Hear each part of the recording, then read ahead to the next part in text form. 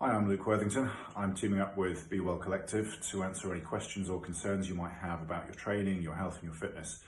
During this time when gyms aren't available, lifestyles have changed a little bit and we're all spending a bit more time at home.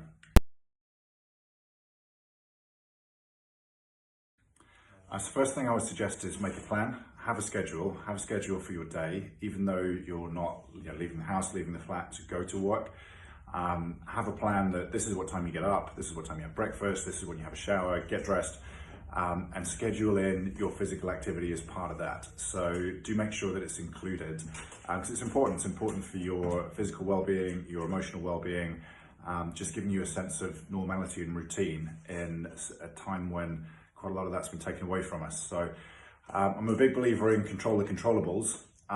Keeping going with your exercise program is something that we can control. So let's do that. Let's make sure that we do. Set the time aside and stick to it.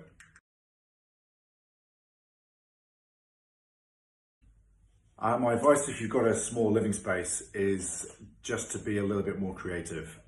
You'd be surprised at how little space you actually need.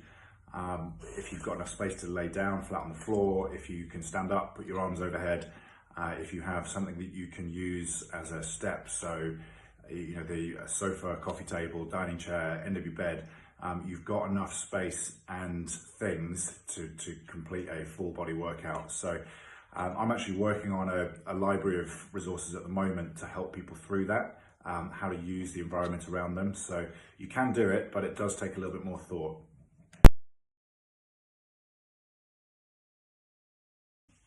So the most common household item, regular household item that I've used in exercise program is actually a towel. So towel is great on a wooden floor or a tiled lino floor, anything like that. You can use it as a slider, which opens up a ton of different exercise varieties to you. But I've also used it as like a TRX alternative. So closing one end of the towel into the top of a door, and then using the loose end as like a TRX alternative. Do make sure if you do that it's a door that shuts to you rather than away from you. That way you're not kind of pulling the door open towards you, but it does work, but be safe.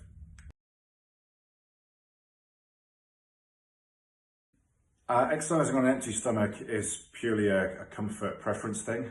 There's no particular benefit to it. That said, there's no particular hindrance to it either. It's whatever you feel better doing. If you exercise early in the morning, sometimes people aren't that comfortable, getting a meal in that early and then training. So it's entirely up to you. Think about it more as what you're consuming over a complete 24-hour period, rather than whether you did or didn't have something before that particular workout.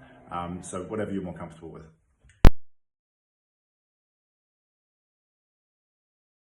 So mobility training is one of those things that you actually don't need equipment for anyway. So now that we're spending much more time at home, it's something that perhaps all of us can pay a bit more attention to. Upper back mobility is something I'm getting asked a lot right now, really because when people are working at home, they're quite often over a mobile device or a laptop, in a seated situation that wasn't really designed for that, either on their sofa or on their bed or anything that's not a nicely designed desk. So there are a number of upper back mobility drills that can help with that. I'll do some demonstrations of these that I'll make sure you have access to. Side-lying windmills, where you're laying on your side, reaching around, wall slides, back to wall shoulder flexions. Might sound complicated, it's really not.